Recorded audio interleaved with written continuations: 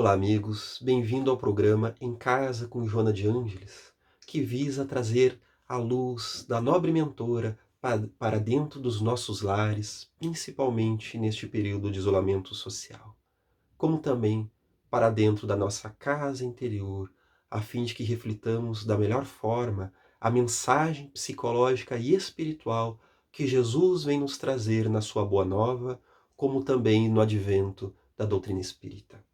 A mensagem que leremos hoje, ela faz parte do capítulo 41 do livro Messe de Amor e ela se chama Aflições.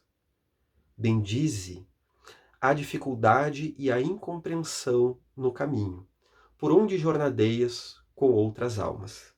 Aflige-se a visita na casca estreita do ovo que a gerou para defrontar horizontes infinitos. Aflige-se o embrião humilde na semente vencida para gigantar-se na superfície da terra. Aflige-se o filete d'água, esguichando pela frincha da rocha para correr na várzea ampla. Aflige-se o botão de rosa dobrado sobre si mesmo, desejando arrebentar-se em perfume para espalhar-se na amplidão.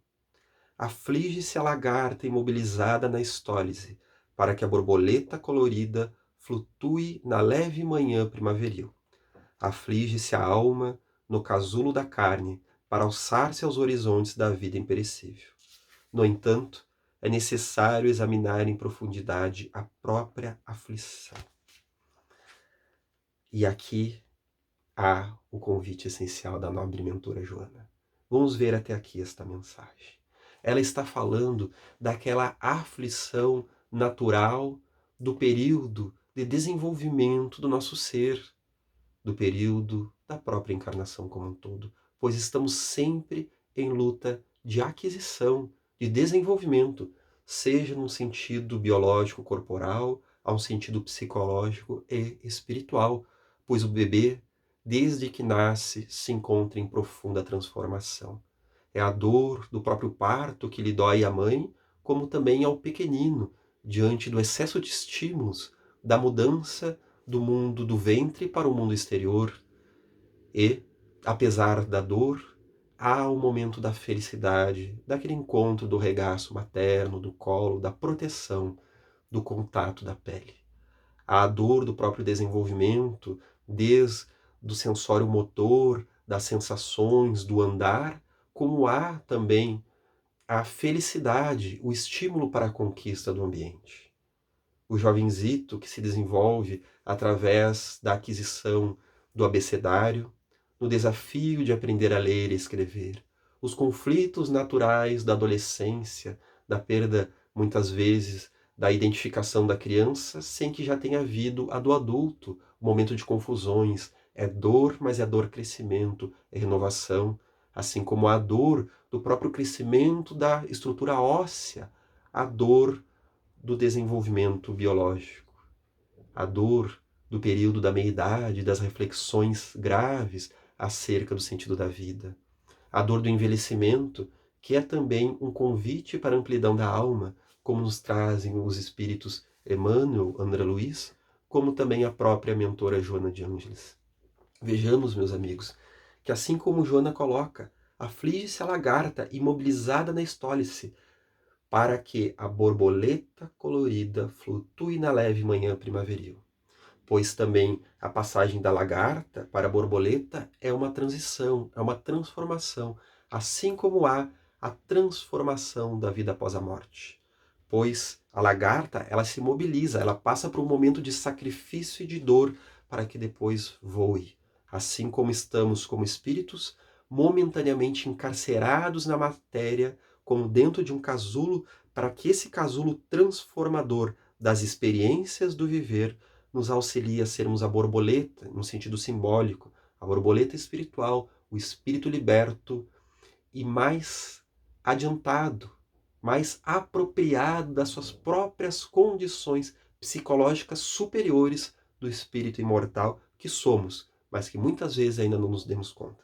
E aqui então o cuidado que a mentora nos traz. No entanto, é necessário examinar em profundidade a própria aflição.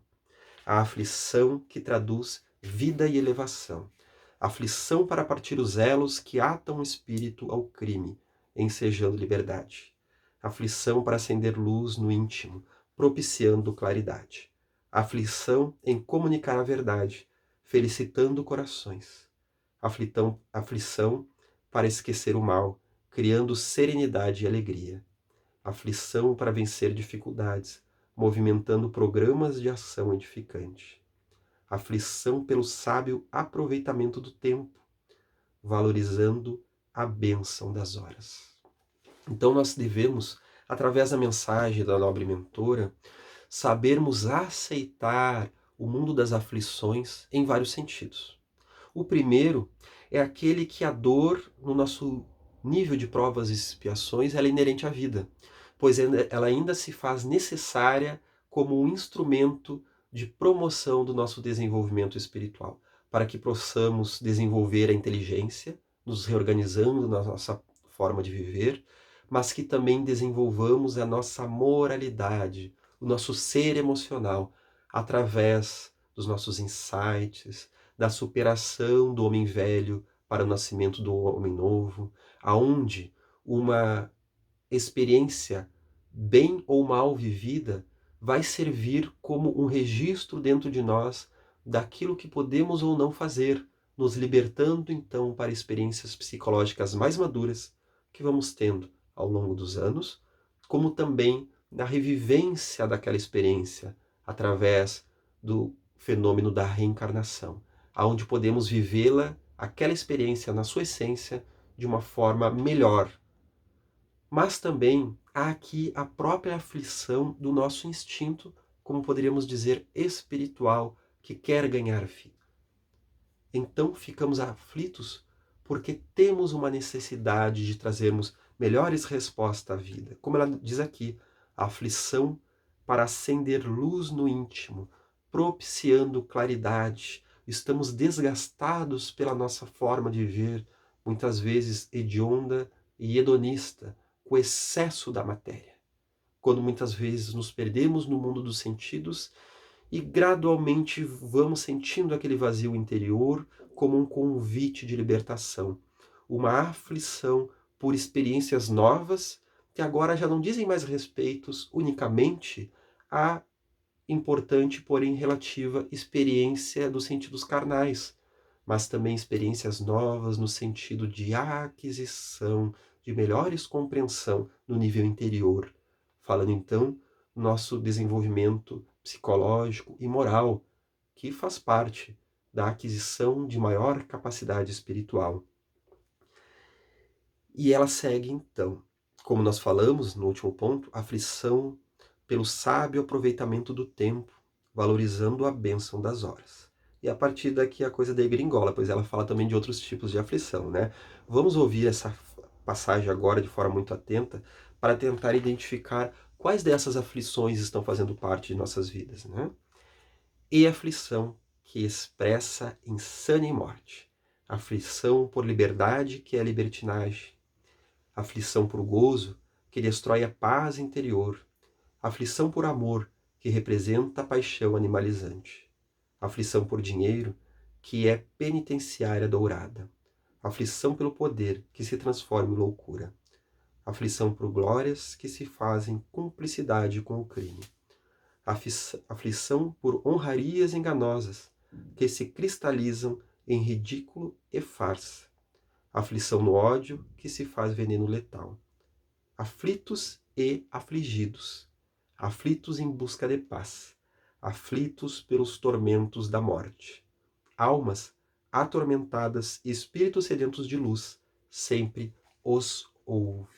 Aí nós estamos falando daquilo que o Evangelho segundo o Espiritismo nos fala nos tormentos voluntários. Agora não é aquela aflição como vontade de liberdade do espírito, a aflição necessária para que nós nos desenvolvamos, mas aquela aflição que nós mesmos construímos por não saber viver, como Joana aborda bem no livro Plenitude, o terceiro livro da série psicológica, aonde, analisando a mensagem de Siddhartha Gautama, o Buda histórico, ela vai nos falar do mal viver, que é quando nós não estamos dando a devida forma ao nosso viver. Então ela nos fala da busca do esforço correto, do agir correto, do pensar correto, que antes de nos ligarmos a uma fórmula exterior de como viver, de como agir ou de como pensar, ela está falando do nosso dispêndio de energia, de quando nos utilizamos em excesso do esforço, mas o esforço mal empregado. Quando estamos, por exemplo, buscando as fantasias do viver, as quimeras, as ilusões dos excessos dos ganhos materiais, e quantas vezes nós derramamos o sangue dos nossos irmãos pelos reinados da terra, não compreendendo os valores reais do espírito, que deve então viver sim a luta da vida material, porém sem sacrificar os valores verdadeiros, os valores do espírito.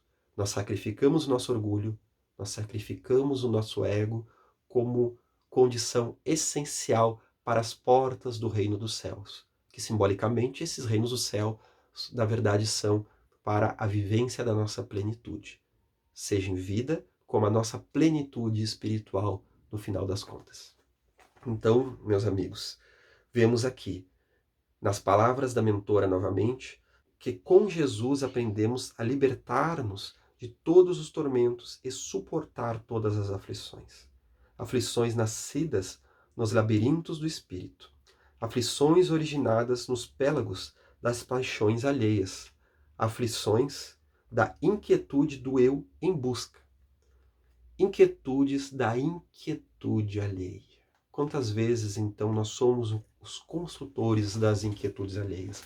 Então, estamos nesta época desafiadora do coronavírus, e ao invés de estarmos pensando sobre os valores graves da vida, como falaremos logo mais no episódio do Debatendo Joana de Ângeles, estamos muitas vezes a nos engalfinhar nas guerras políticas, que, longe de estarem sendo as lutas da aquisição civilizatória, da melhor organização de nossa sociedade em vias de um melhor aproveitamento dos recursos públicos, acaba se tornando a luta da guerra dos egos, a luta do poder, aonde nos dizemos investidos da verdade e muitas vezes açoitamos as consciências alheias, como já o fizemos no período da Inquisição, no período das Cruzadas, que, sob a desculpa da mensagem renovadora do Cristo, nós derramamos o sangue dos nossos amigos e companheiros,